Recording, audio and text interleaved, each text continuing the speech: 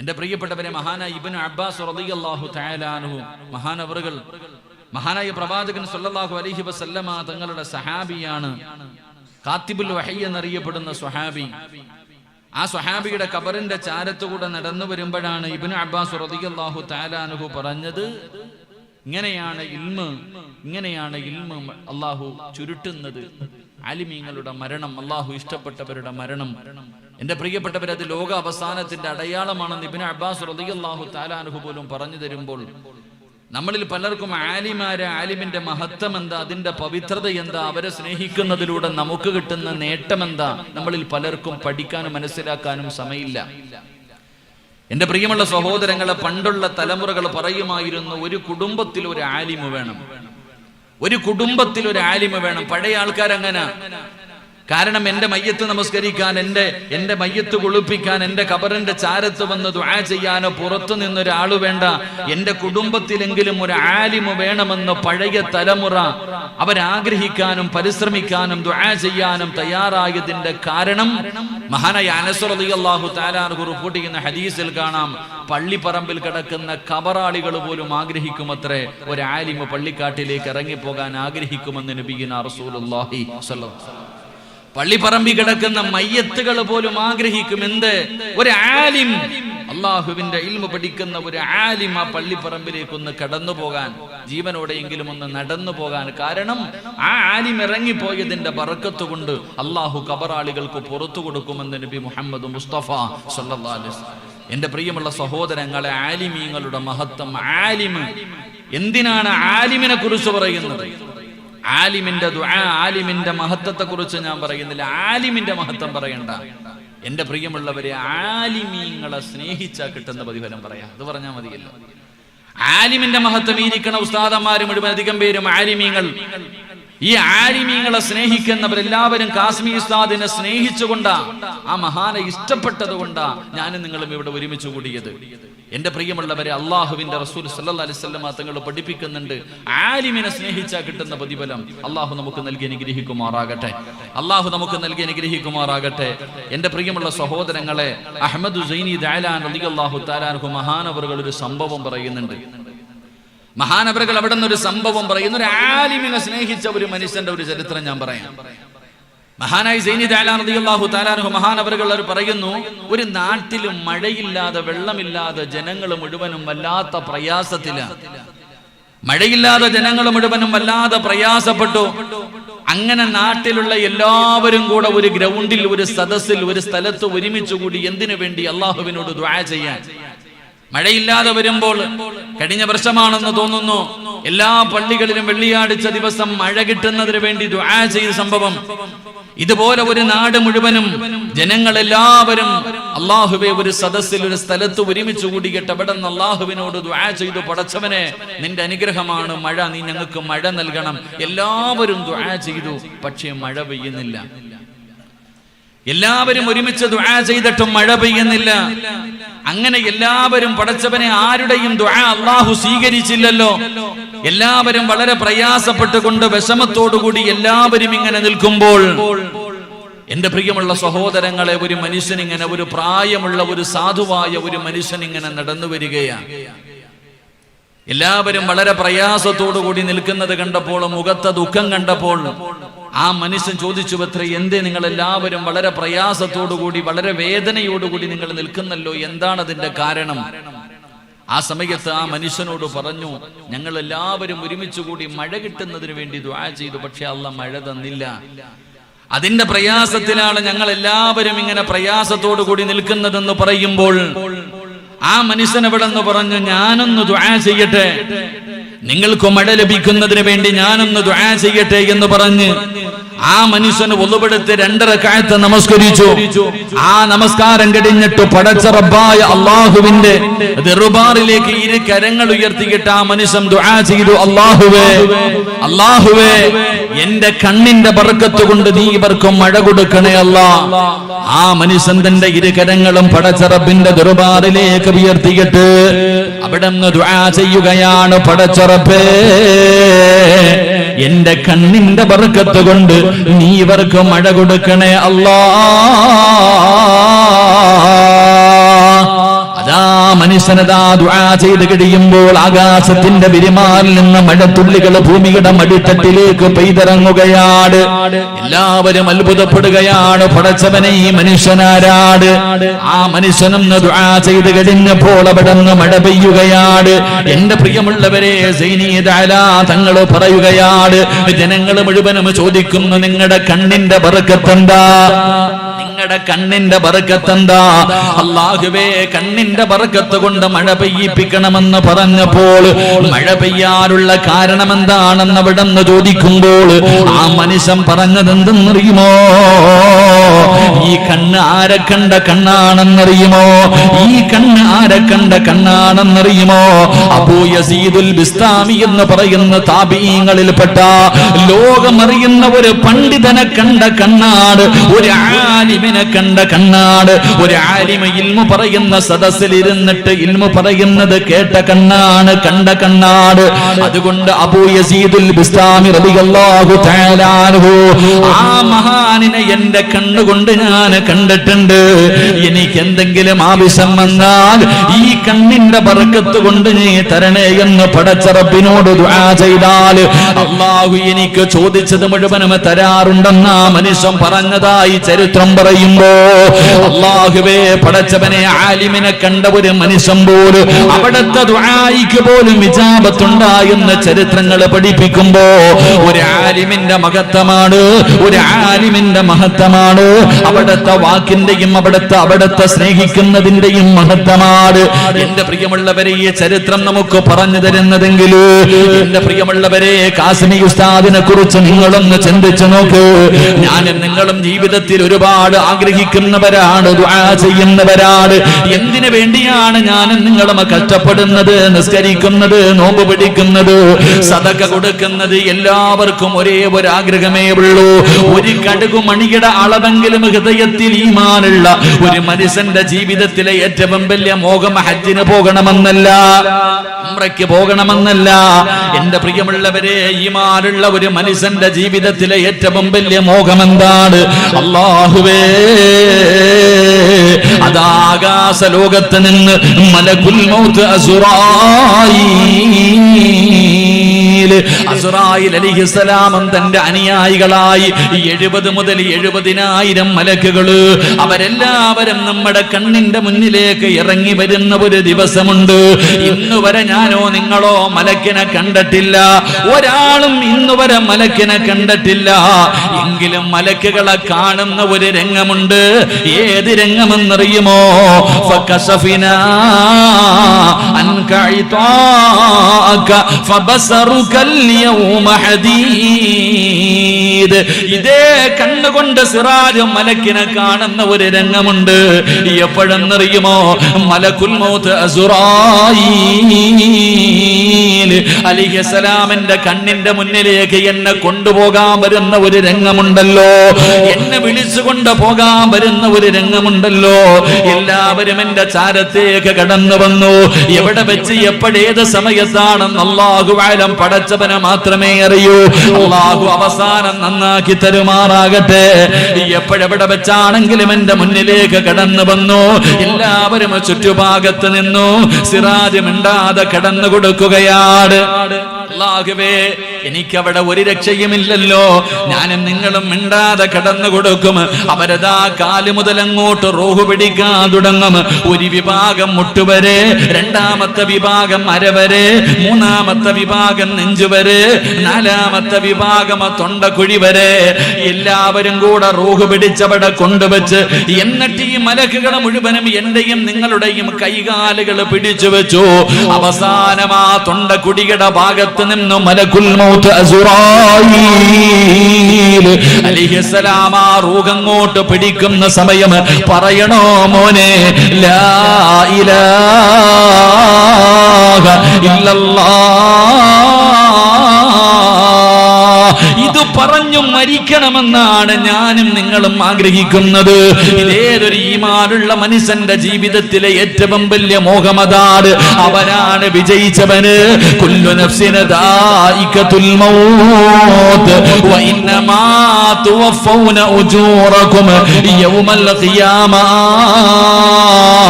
ഫമൻ സുഹ്സിഹ അനിന്നാർ വഉദ്ഖിലൽ ജന്നത ഫഖദ് ഫാസ്. അവനാണ് വിജയിച്ചവനെന്ന് അല്ലാഹുവിന്റെ ഖുർആൻ പറയുമ്പോ ഓരോ മനുഷ്യന്റെയും ജീവിതത്തിലെ ഏറ്റവും വലിയ മോഹം മരിക്കുമ്പോ ഈമാനോടുകൂടി ലാ ഇലാഹ ഇല്ലല്ലാഹ് എന്ന് പറഞ്ഞു മരിക്കണമെന്നാണ്. എന്റെ പ്രിയമുള്ളവരെ, ഇതൊരു മനുഷ്യന്റെ ഏറ്റവും വലിയ സ്വപ്നമാണെങ്കിൽ ഇത് പണം കൊടുത്ത് വാങ്ങാൻ പറ്റുന്നതല്ല, അധികാരം കൊണ്ട് വാങ്ങാൻ പറ്റുന്നതല്ല, എന്റെ പ്രിയമുള്ളവരെ കുടുംബ മഹിമ കൊണ്ട് നേടാൻ പറ്റുന്നതല്ല. എങ്കിൽ എന്റെ പ്രിയമുള്ളവരെ, ഈ കാണുന്ന ആ മക്ബറയ്ക്കുള്ളിൽ കിടക്കുന്ന കാസിമി ഉസ്താദ് ഉണ്ടല്ലോ, എങ്ങനാ പോയത്, ഏത് ദിവസമാ പോയത്? എന്റെ പ്രിയമുള്ളവരെ, പഠിക്കണമെങ്കിൽ ഉസ്താദിനെ സ്നേഹിക്കുന്നവരോട്, ഉസ്താദിന്റെ ശിഷ്യന്മാരോട് മക്കളെ പോയാൽ എങ്ങനെ പോകണമെന്ന് കാണിച്ചു തന്നടാ. മരിക്കുമ്പോ എങ്ങനെ മരിക്കണമെന്ന് സ്വന്തം മരണം കൊണ്ട് കാണിച്ചു തന്നിട്ടാ പോയത്. എങ്ങനാ പോയത്? എന്റെ പ്രിയമുള്ളവരെ, ഏറ്റവും മഹത്വമേറിയ ദിവസം, ശൈത്താൻ പോലും കരഞ്ഞു പോകുന്ന ദിവസം, മഹാനായ നബി മുഹമ്മദ് മുസ്തഫ സല്ലല്ലാഹു അലൈഹി വസല്ലമ തങ്ങൾ പറയുകയാണ്, ജീവിതത്തിൽ ശൈത്താൻ വല്ലാതെ കരഞ്ഞു പോയ ചില സമയങ്ങളുണ്ട്, ശൈത്താൻ വല്ലാതെ പൊട്ടിക്കരഞ്ഞു പോയ ചില നിമിഷങ്ങളുണ്ട്. അതിലെ ഒരു നിമിഷമാണ് അറഫാ ദിവസം. ശൈത്താൻ വല്ലാതെ പൊട്ടിക്കരയുന്ന, തലയുടെ മുകളിലൂടെ തുണിയെടുത്തിട്ടിട്ട് നെഞ്ചു പൊട്ടിയിട്ട് കരയുന്ന ദിവസം, മഹാനായ നബി മുഹമ്മദ് മുസ്തഫ സല്ലല്ലാഹു അലൈഹി വസല്ലമ തങ്ങള് അറഫയിൽ ഇരിക്കുകയാണ്. മുത്തുനബിയുടെ അതാ വിടവാങ്ങൽ പ്രഭാഷണം കഴിഞ്ഞു. സഹാബികൾ മുഴുവനും, അബൂബക്കർ തങ്ങളും ഉമർ തങ്ങളും രണ്ടുപേരും പ്രവാചകന്റെ മരണം മനസ്സിലാക്കി, അവിടുത്തെ വഫാത്ത് മനസ്സിലാക്കി. രണ്ടുപേരും കരഞ്ഞുകൊണ്ടിരിക്കുമ്പോ മഹാനായ നബി മുഹമ്മദ് മുസ്തഫ സല്ലല്ലാഹു അലൈഹി വസല്ലമ തങ്ങളൊന്ന് ചിരിക്കുകയാണ്. മുത്തുനബി ഒന്ന് ചിരിക്കുകയാണ്. ഉമർ തങ്ങൾ ചോദിച്ചു, നബിയേ, യാ റസൂലല്ലാഹ്, എന്തേ നബിയേ ചിരിക്കുന്നത്? ഞങ്ങളെ നോക്കിയിട്ട് എന്തേ ചിരിച്ചത്? അല്ലാഹുവിന്റെ റസൂൽ പറഞ്ഞു, സഹാബ, നിങ്ങളെ നോക്കിയിട്ട് ചിരിച്ചതല്ല, ശൈത്താൻ തന്റെ തലയിൽ തുണിയിട്ടിട്ട് ഈ അറഫയുടെ ഒരു ഭാഗത്തിരുന്ന് കരയുന്നത് കണ്ടിട്ട് ചിരിച്ചതാണ് സഹാബ.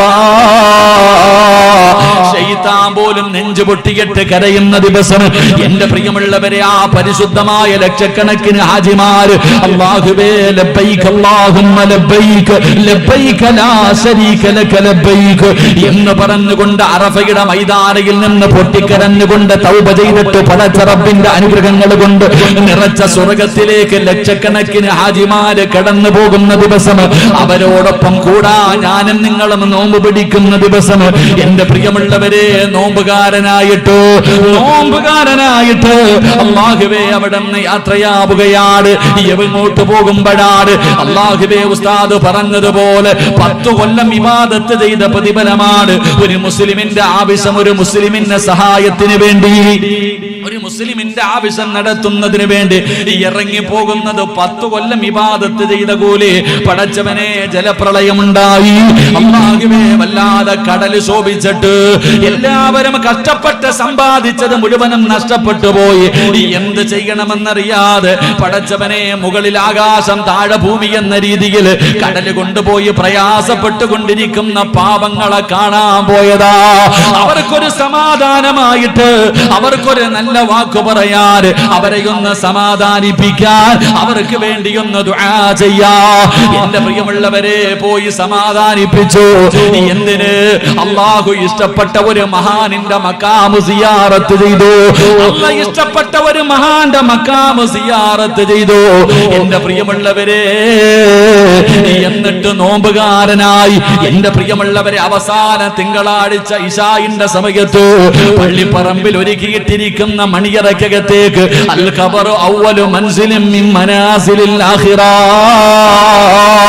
തനിക്ക് ഒരുക്കി വെച്ചിരിക്കുന്ന പള്ളിപ്പറമ്പില് ഈ കാണുന്ന ഈ പള്ളിയുടെ മുറ്റത്ത് കിടക്കുന്ന 6 അടി മണ്ണിന്റെ അകത്തേക്ക് തന്റെ മണ്ണറ മണിയറയാക്കിയിട്ട് കടന്നു പോകുമ്പോ കാണാ വന്നവര് മുഴുവനും കൊതിച്ചു പോയല്ലോ.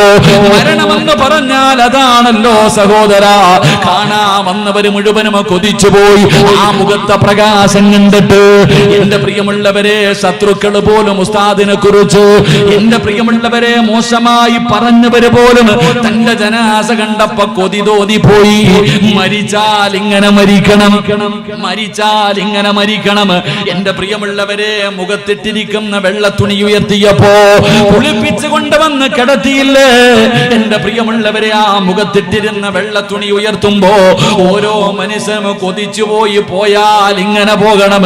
അല്ലാഹുവേ, മയ്യത്ത് കണ്ടിട്ട് പോകുന്നവർ പറഞ്ഞു, മരിച്ച കാസിമി ഉസ്താദ് മരിച്ചതുപോലെ മരിക്കണം.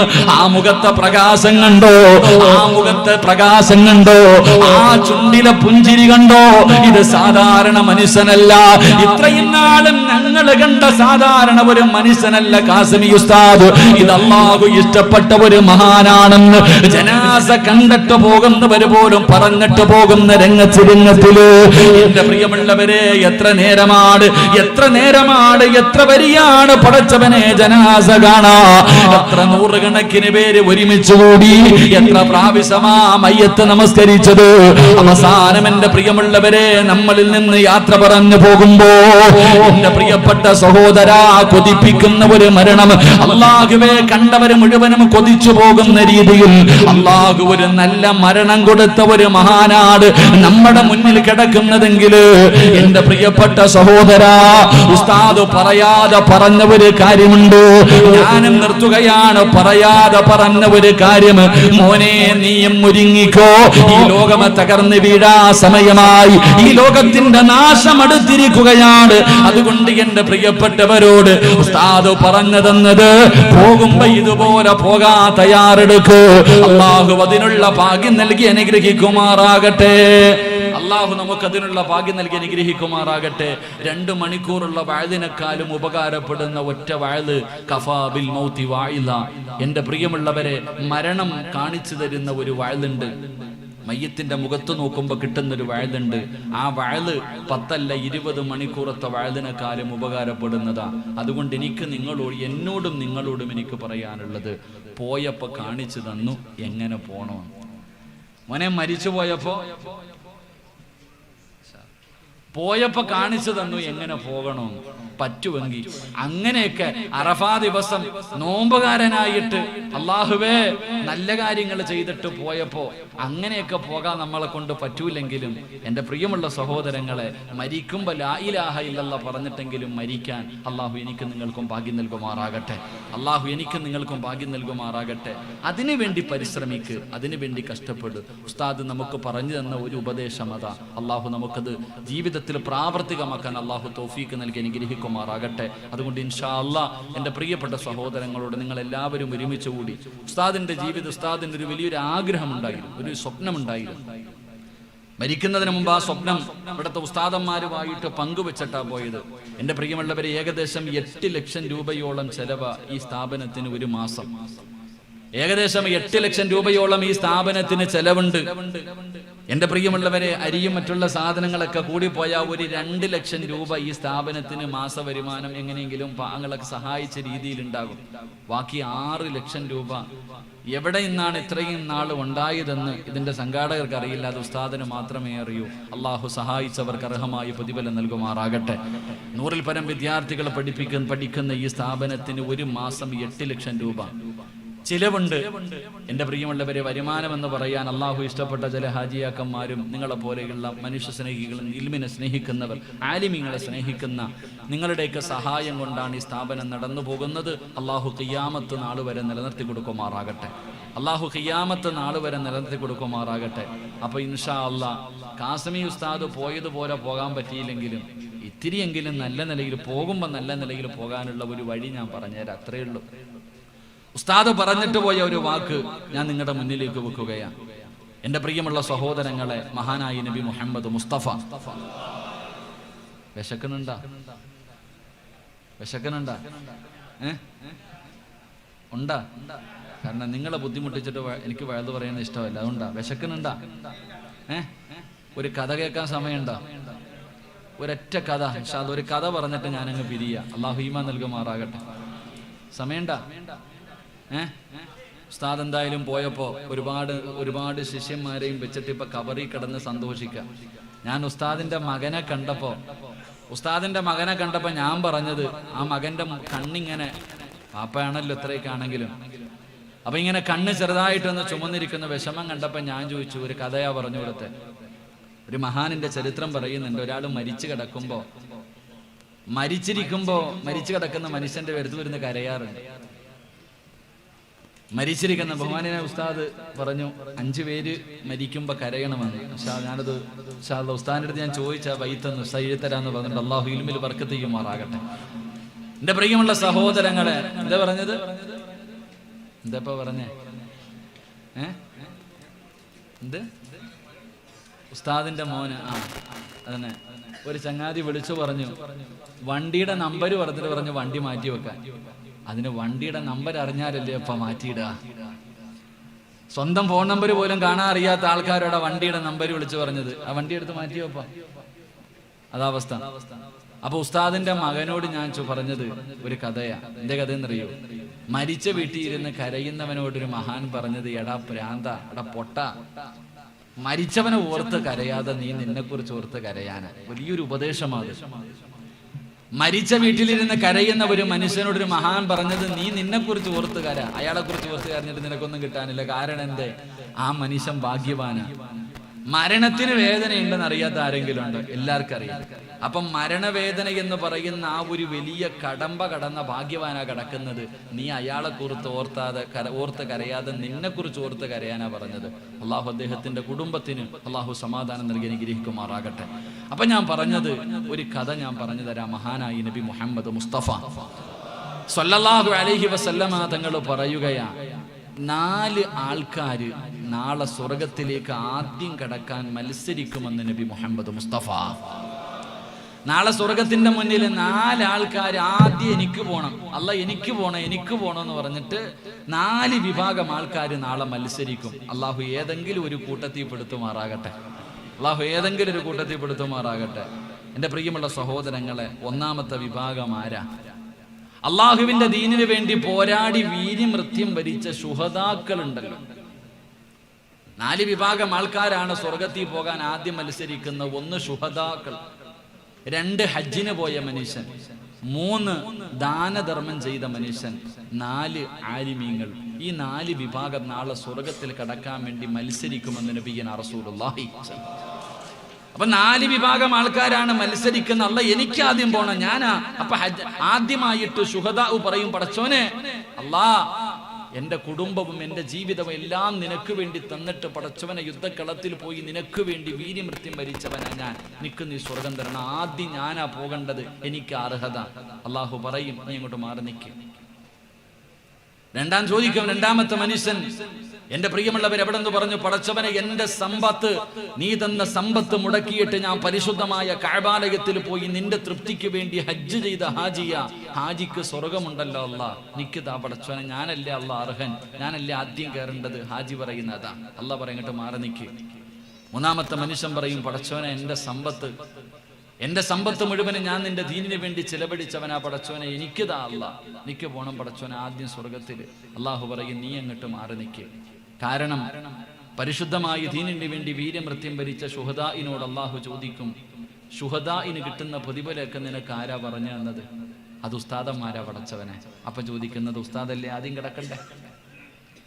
അള്ളാന്റെ ദീനിന് വേണ്ടി വീര്യമൃത്യം വരിക്കുന്ന ഒരു മനുഷ്യന് കിട്ടുന്ന പ്രതിഫലം പറഞ്ഞു തന്നാരാ? ആലിമീങ്ങൾ. അപ്പൊ ആലിമല്ലേ ആദ്യം കിടക്കേണ്ടത്, നീ അങ്ങോട്ട് മാറി നിൽക്ക്. ഹജ്ജിന് പോയ ആളോട് പറയും, ഹജ്ജിന് പോയാൽ സ്വർഗം കിട്ടുമെന്ന് ആരാ പറഞ്ഞു തന്നെ? അത് ഉസ്താദന്മാരാ പറഞ്ഞു തന്നെ. അപ്പൊ നീ അങ്ങോട്ട് മാറി നിൽക്കും, ഉസ്താദല്ലേ ആദ്യം കയറണ്ടേ? സദക്ക കൊടുത്താൽ കിട്ടുന്ന പ്രതിഫലം പറഞ്ഞു തന്നെ, അത് ഉസ്താദന്മാര്. അപ്പൊ ഉസ്താദല്ലേ ആദ്യം കേട്ട. അപ്പൊ ഉസ്താദ് വലിയ സന്തോഷത്തിലായി. അള്ളാഹ്, അപ്പൊ ഞാൻ ആദ്യം കയറേണ്ടത്. ആലിം ഇങ്ങനെ സ്വർഗത്തിലേക്ക് കിടക്കാൻ പോകുമ്പോ അള്ളാഹു ചോദിക്കും, ഇൽമു പഠിച്ചു, അതൊക്കെ നല്ല കാര്യം തന്നെ, പക്ഷേ നീ ഇൽമു പഠിക്കുന്ന കാലത്ത് നിനക്ക് ഭക്ഷണം തന്നതാരാ? നിനക്ക് വസ്ത്രം തന്നതാരാ? നിനക്ക് താമസിക്കാൻ ബിൽഡിംഗ് പണിത് തന്നാരാ? അത് നാട്ടിലെ പാവങ്ങളാ പടച്ചവനെ. അപ്പൊ അള്ള ചോദിക്കും അത്രേ, അവരല്ലേ ആദ്യം കിടക്കണ്ടേ? എന്റെ പ്രിയമുള്ള സഹോദരങ്ങളെ, അള്ളാഹുവിന്റെ ഇൽമു പഠിപ്പിക്കുന്ന ഈ സ്ഥാപനത്തിൽ 130-140 വിദ്യാർത്ഥികളുണ്ട്. ഈ വിദ്യാർത്ഥികൾക്ക് ഭക്ഷണം കൊടുക്കുകയും അവർക്ക് വസ്ത്രം കൊടുക്കുകയും അവർക്ക് താമസിക്കാനുള്ള സൗകര്യം ചെയ്തു കൊടുക്കുന്ന നിങ്ങളാ നാളെ ആദ്യം സ്വർഗത്തിൽ കിടക്കുന്നത്. അള്ളാഹു ആ കൂട്ടത്തിൽ പെടുത്തുമാറാകട്ടെ. എന്റെ പ്രിയമുള്ളവർ, അള്ളാഹു നിങ്ങൾക്ക് നൽകിയിരിക്കുന്ന വലിയൊരു ഭാഗ്യം, വലിയൊരു അവസരം. അതുകൊണ്ട് എന്റെ പ്രിയമുള്ളവരെ, കാസിമി ഉസ്താദിന്റെ ഒരു സ്വപ്നമായിരുന്നു ഒരു വർഷം എൻ്റെ അൽഹംദുലില്ലാ ഈ സ്ഥാപനത്തിൽ പഠിക്കുന്ന ഒരു വിദ്യാർത്ഥിക്ക് ഏകദേശം 10-18,000 രൂപ ചെലവ്, ഒരു മുത്തഅല്ലിമിനെ, ഒരു ഉസ്താദിനെ പഠിപ്പിക്കാനുള്ള ഒരു വലിയ ഭാഗ്യമാണ് നിങ്ങൾക്ക് അള്ളാഹു തന്നിരിക്കുന്നത്. അതുകൊണ്ട് ഞാൻ എൻ്റെ പ്രിയപ്പെട്ട സഹോദരങ്ങളോട്, അള്ളാഹു നിങ്ങൾക്കൊന്നു തരും, പടച്ചവൻ നിങ്ങൾക്കൊരു പ്രതിഫലം തരും. എൻ്റെ പ്രിയമുള്ള സഹോദര, മരിക്കുമ്പോൾ നിനക്ക് സ്വർഗം കാണാം, അതേ ഉള്ളൂ. അള്ളാഹു വാക്കു പറഞ്ഞാ പാലിക്കുന്നവനാ. മരിക്കുന്ന സമയം അള്ളാഹുവിന്റെ സ്വർഗം കണ്ടിട്ട് മരിക്കാം. അള്ളാഹു നിങ്ങൾക്ക് ഭാഗ്യം തരുമാറാകട്ടെ.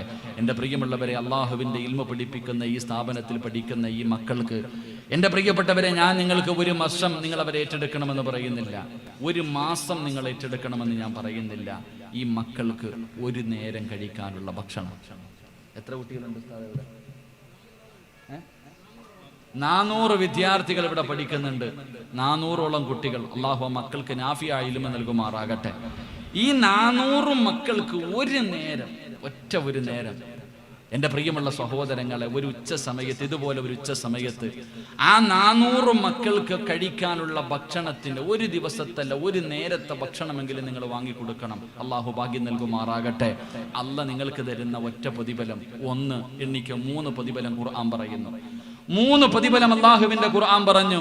1ാമത്തെ പ്രതിഫലം, നീ മരിക്കുമ്പോ സ്വർഗം കണ്ടിട്ടേ മരിക്കൂ. അള്ളാഹു ഭാഗ്യം നൽകുമാറാകട്ടെ. അൽഹംദുലില്ലാ, സ്വർഗം കണ്ടിട്ടേ മരിക്കൂ. അള്ളാഹു ഭാഗ്യം നൽകുമാറാകട്ടെ. 2 അള്ളാഹുവിന്റെ ഇൽമ പഠിക്കുന്ന 400 മക്കളാണ് ഇവിടെയുള്ളത്. അള്ളാഹുവിന്റെ മലക്കുകളെ ചിറകതാറ്റി ബഹുമാനിക്കുന്ന വിഭാഗമാണ് ഈ മക്കള്. അവരുടെ ദുആഇക്ക് ഇജാബത്തുണ്ടെന്നാണ് മഹാനായ അബൂ ഹുറൈറ റളിയല്ലാഹു തആല അൻഹു പറയുകയാണ്. മരുന്നില്ലാത്ത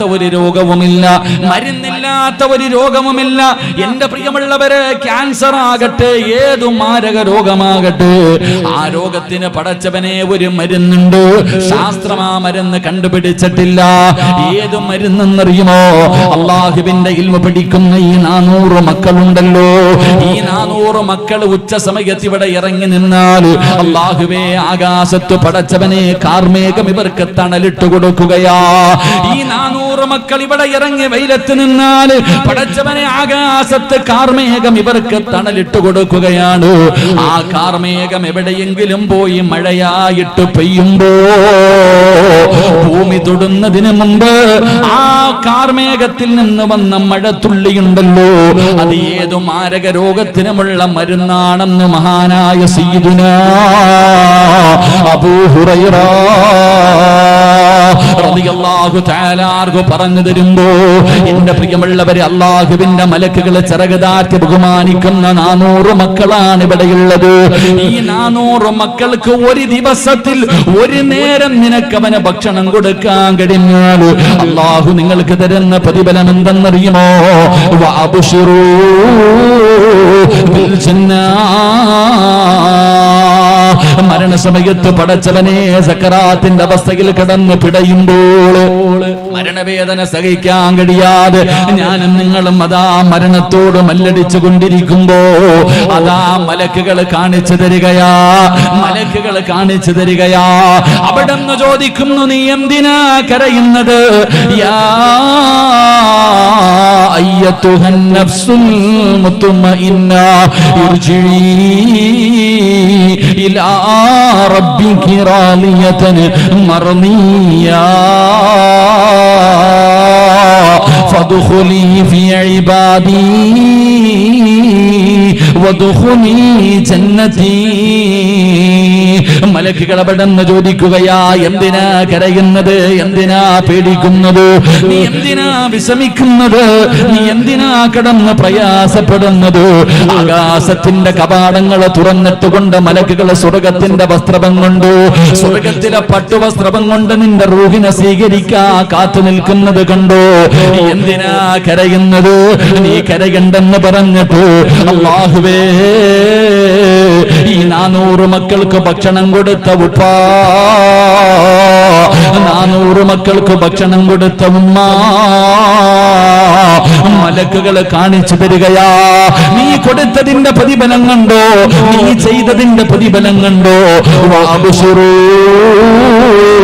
ബിൽ ജന്നാ. ഇതാണ് അതിനുള്ള പ്രതിഫലം, ഇതാണ് അതിനുള്ള പ്രതിഫലം. ഒരു നേരത്തെ ഭക്ഷണം കൊടുത്ത അല്ലാഹുവിന്റെ അഖിലുകാരായ പരിശുദ്ധമായ ഖുർആനിന്റെ അഖിലുകാരായ പ്രവാചകന്മാരുടെ അനന്തര അവകാശികളായ ആലിമീങ്ങളുണ്ടല്ലോ, അവർക്ക് ഭക്ഷണം കൊടുത്തതിന്റെ പ്രതിഫലം കാണൂ. വഅബ്ശിറൂ ബിൽ ജന്നാ. ഇതാണ് പാലുലിപികളും തേനിലിപികളും ഒടുകുന്ന പടച്ച റബ്ബിന്റെ അനുഗ്രഹങ്ങൾ കൊണ്ട് നിറച്ച സ്വർഗമെന്ന് അതാ മലക്കുകൾ നിന്റെ കണ്ണിന്റെ മുന്നിൽ ഇങ്ങനെ കാണിച്ചു തരികയാണ്.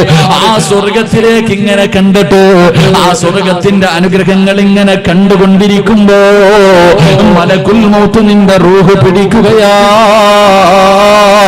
അതുകൊണ്ടാ പലരുടെയും മുഖത്ത് പുഞ്ചിരി കണ്ടത്, അതാണ് പലരുടെയും മുഖത്ത് പ്രകാശം കാണുന്നത്.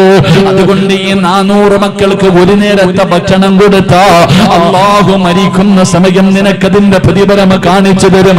അത് കണ്ടിട്ട് നീ മരിക്കൂ എന്ന് ആദരവായ പ്രവാചകൻ നബി മുഹമ്മദ് മുസ്തഫ സല്ലല്ലാഹു അലൈഹി വസല്ലമ തങ്ങൾ പറയുമ്പോൾ രണ്ടാമത്തെ പ്രതിഫലം എന്താ? രണ്ടാമത്തെ പ്രതിഫലം എന്താ? മഹദിയായ ഖദീജ ബീബി റളിയല്ലാഹു തആല അൻഹ. രണ്ടാമത്തെ പ്രതിഫലം എന്ത്? ഖദീജ ബീബി റളിയല്ലാഹു തആല അൻഹ. ആ ഖദീജ ബീബി റളിയല്ലാഹു തആല അൻഹയുടെ ജനാസ കൊണ്ടുപോയി ഖബറിന്റെ അകത്തിറക്കി വെച്ചു. നിനക്ക് ആ പണിയില്ല, നിനക്ക് എന്തെങ്കിലും ബോധമില്ല? എന്തിനാണ് ഉസ്താദന്മാരുടെ ബാധ കെട്ടിട്ട് സ്വർണ്ണമൂരി കൊടുക്കുന്നത്? കഷ്ടപ്പെട്ട് നിനക്ക് കേറിക്കിടക്കാൻ ഒരു വീടില്ലല്ലോ, എന്തിനാടാ പൈസ കൊടുത്തതെന്ന് ചോദിക്കുന്നവരോട് നിങ്ങൾക്ക് പറഞ്ഞു കൊടുക്കാനുള്ള ഒരു പ്രതിഫലമുണ്ട്.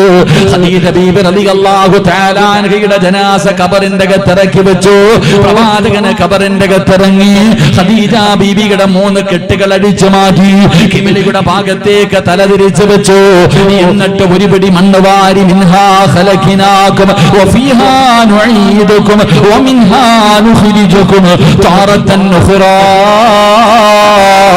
ഒരു പിടി മണ്ണ് വാരിയിട്ട് കബളിന്റെ താഴെ വെക്കുമല്ലോ. ഖദീജ ബീബി റളിയല്ലാഹു തആല അൻഹയുടെ കബളിന്റെ താഴേക്ക് ഒരു പിടി മണ്ണ് മുത്തുനബി വാരി വെച്ചു. മുത്തുനബിയുടെ കണ്ടടങ്ങൾ നിറഞ്ഞൊഴുകുന്നുണ്ട്. ഖദീജ ബീബിയുടെ കബളിന്റെ താഴെ മണ്ണ് വെച്ചിട്ട് മുത്തുനബി തലയങ്ങ് തിരിക്കുമ്പോ ഖദീജ ബീബിയുടെ മുഖമാ മണ്ണിലേക്ക് ചേർത്ത് വെക്കാൻ നോക്കുമ്പോ സുബ്ഹാനല്ലാഹ്, ഖദീജ ബീബിയുടെ കബളിലെ മണ്ണ് തൊടുന്നില്ല. മുത്തുനബി രണ്ടാമതും തലതിരിച്ചു വെച്ചു, മൂന്നാമതും തലതിരിച്ചു വെച്ചു. ഖദീജ ബീബിയുടെ കബളിലെ മണ്ണ് തൊടുന്നില്ല. റസൂലുള്ളാഹി അത്ഭുതമായി, എന്റെ ഖദീജയെ മണ്ണ് തൊടാത്തത്? കാരണം ഖദീജ ഷഹീദല്ല. ഇന്നെന്റെ ഖദീജാനെ മണ്ണ് തൊടാത്തത്? മുത്തുനബി ഖബറിന്റെ അകത്ത് അത്ഭുതത്തോടെ നിൽക്കുമ്പോ അതാ വരുന്ന മുഖറബുൽ അംലാഖ് മലക്ക് ജിബ്രീൽ. ജിബ്രീൽ എന്ന മലക്കിറങ്ങി വന്നിട്ട് പറയുന്നു, യാ റസൂലല്ലാഹ്, ഖദീജയെ മണ്ണ് തൊടില്ല നബിയേ, ഖദീജയെ മണ്ണ് തൊടില്ല നബിയേ. എന്റെ ജിബ്രീൽ, എന്റെ ഖദീജയെ മണ്ണ് തൊടാത്തതിന്റെ കാരണം എന്താ? യാ റസൂലല്ലാഹ്, ഖുബൈലിന്റെ മകള് ഖദീജയുണ്ടല്ലോ, ഏറ്റവും വലിയ സമ്പന്നയായിരുന്നു, ഏറ്റവും വലിയ സമ്പന്നയായിരുന്നു ഖദീജ. തന്റെ സമ്പാദ്യം മുഴുവനും അല്ലാഹുവിന്റെ ദീനിന് വേണ്ടി കൊടുത്തവളാ ഖദീജ. സദഖ കൊടുത്തവളാണ് ഖദീജ, പാവങ്ങളെ സഹായിച്ചവളാണ് ഖദീജ. അതുകൊണ്ട് സദഖ കൊടുത്ത ഖദീജയെ മണ്ണ് തൊടില്ല നബിയേ. എന്ന് ചരിത്രം പഠിപ്പിക്കുമ്പോ അല്ലാഹുവിന്റെ ഇൽമു പഠിക്കുന്ന, ഖുർആൻ പഠിക്കുന്ന, ഹദീസുകൾ പഠിക്കുന്ന, 5 നേരം നിസ്കരിക്കുന്ന ഈ മക്കൾക്ക് ഒരു നേരം ഭക്ഷണം കൊടുത്ത നിന്നെ മൂക്കിന്റെ ദ്വാരം പഞ്ഞി കൊണ്ടടയ്ക്കുന്നേ. കാണേണ്ടവർ കണ്ടോ ഇതാ പൊതിയുന്നേ. മയ്യത്തുകട്ടിൽ തോളിലേക്കുയരുന്നേ. പുരയ്ക്കുള്ളിലപ്പോൾ രോദനം ഉയരുന്നേ. അരുമക്കിടാങ്ങൾ വാപ്പയെ വിളിക്കുന്നേ. അതിനുത്തരം നൽകാതെ നീ കിടക്കുന്നേ. ഇതുപോലെ ഒരു ദിവസം ഞാനും നിങ്ങളും കിടക്കേണ്ടവരാട്. എല്ലാവരും കുളിപ്പിച്ച് മൂക്കിന്റെ ദ്വാരത്തിൽ പഞ്ഞിയെടുത്ത് വെച്ച് 3 കഷ്ടം വെള്ള തുണിയിലെടുത്ത് വെച്ചിട്ട് പടച്ചവനെ വരിഞ്ഞു കെട്ടി പള്ളിപ്പറമ്പിൽ കൊണ്ടുവന്ന് കുടിച്ചിടുന്ന ഒരു ദിവസമുണ്ടല്ലോ. 3 നിന്റെ കണ്ണ് പൊട്ടുമല്ലോ. അതാ കണ്ണിങ്ങനെ നിന്റെ മുഖത്തുകൂടെ ഒലിച്ചിറങ്ങുകയാണ്. 7 വയറ് പൊട്ടുമല്ലോ. എന്റെ പ്രിയമുള്ള സഹോദരാ, 400 മക്കൾക്ക് ഒരു ദിവസമെങ്കിലും അന്നം കൊടുത്താൽ, ഒരു നേരമെങ്കിലും അന്നം കൊടുത്താ പള്ളിപ്പറമ്പിൽ പുഴുത്തു നാറാതെ കിടക്കാ. അല്ലാഹു അതിനുള്ള ഭാഗ്യം നൽകുമാറാകട്ടെ. 3-ാമത്തെ പ്രതിഫലം എന്തെന്നറിയോ? 3-ാമത്തെ പ്രതിഫലം എന്തെന്നറിയോ? മഹാനായ നബി മുഹമ്മദ് മുസ്തഫ സല്ലല്ലാഹു അലൈഹി വസല്ലമ തങ്ങൾ പറയുകയാണ്, നാളെ ഇസ്രാഫീൽ എന്ന മലക്ക് സൂറന്ന കാഹളത്തിലൂതി കഴിയുമ്പോ എല്ലാവരും കബർ പൊളിച്ചിട്ട് എഴുന്നേറ്റ് വരികയാണ്. പടച്ചവരെ എല്ലാവരും ഭയന്ന് വിറച്ചുകൊണ്ട് അല്ലാഹുവിന്റെ കോടതിയിലേക്ക് കബറിന്റെ അകത്ത് നിന്ന് എഴുന്നേറ്റ് വരുന്ന ദിവസമുണ്ടല്ലോ. പട്ടിയുടെയും പന്നിയുടെയും കഴുതയുടെയും പേപ്പട്ടിയുടെയും പിന്നാരങ്ങളിൽ കൊടികുത്തി വെച്ച് ഇടഞ്ഞം നടന്ന കുഷ്ഠരോഗിയെ പോലെ ഗുഹതമലയോളം വലിപ്പമുള്ള വയറ് വലിച്ചുകൊണ്ട് 41 വിഭാഗത്തിലെ പടച്ചവന്റെ കോടതിയിലേക്ക് മുത്തുനബിയുടെ സമുദായം കടന്നു ചെല്ലുമ്പോ എന്റെ പ്രിയമുള്ള സഹോദരാ, ഒരു വിഭാഗം കബറിന്റെ അകത്ത് നിന്ന് എഴുന്നേൽക്കുകയാണ്. എന്നിട്ട് അവര് ചിറക് വെച്ച് പറക്കുകയാണ്. അവര് പറവകളെ പോലെ പറക്കുകയാണ്. അവര് പറന്ന് പടച്ച റബ്ബിന്റെ മുന്നിലെത്തി. അവിടെ നിന്ന് അല്ലാഹുവിന്റെ അനുഗ്രഹങ്ങൾ കൊണ്ട് നിറച്ച സ്വർഗമുണ്ടല്ലോ. ആ സ്വർഗത്തിന്റെ മുന്നിലേക്ക് കടന്നു ചെല്ലുമ്പോ അവിടെ നിൽക്കുന്ന റിദ്വാൻ എന്ന് പറയുന്ന മലക്ക് പോലും ചോദിക്കുകയാ, നീ ആരാ? ഹൽ റഅയ്തു ഹിസാബ്, ഹൽ റഅയ്തു സിറാത്ത്. നീ ആരാ? നിന്റെ വിചാരണ കഴിഞ്ഞു. നീ നരകം താണ്ടിയിട്ടാണോ വരുന്നത്? നിനക്ക് ഈ പ്രതിഫലം കിട്ടാനുള്ള കാരണം എന്താണ്? ഇത്രയും പെട്ടെന്ന് സ്വർഗത്തിലേക്ക് വരാറുള്ള കാരണം എന്താണ്? പറയണ്ടേ സഹോദരാ? അല്ലാഹുവിന്റെ വിശുദ്ധമായ ഖുർആൻ, അല്ലാഹുവിന്റെ വിശുദ്ധമായ ഖുർആൻ, വയുതഇമൂന തആമ അലാ ഹുബ്ബിഹി മിസ്കീനൻ വയതീമൻ വഅസീറാ ഇന്നമാ نطعمكم لوجه الله لا نريد منكم جزاء ولا شكورا إنا نخاف من ربنا يوما عبوسا قمطريرا فوقاهم الله شر ذلك اليوم. إذا الله പറഞ്ഞ പ്രതിഫലമാണ്. ഇതല്ലയാ പറഞ്ഞത്. നാളെ പരലോകത്ത് കടന്നു നീ പേടിക്കണ്ട. നീ 400 മക്കൾക്ക് ഒരു നേരത്തെ ഭക്ഷണം കൊടുത്താ നാളെ നിന്റെ സ്വന്തം മക്കൾ പരലോകത്ത് കടന്നിട്ട് പടച്ചവനോട് പറയും, അല്ലാ എന്റെ പാപം മുഴുവനും എന്റെ വാപ്പയുടെ തലയിൽ കെട്ടിവെക്കൂ. ആ മനുഷ്യന്റെ നന്മയെടുത്ത് എനിക്ക് തന്നിട്ട് എന്നെ സ്വർഗത്തിലേക്ക് കടത്തിവിട് തമ്പുരാന്. എന്റെ വാപ്പയെ നീ നരകത്തിലേക്ക് വലിച്ചെറിഞ്ഞു.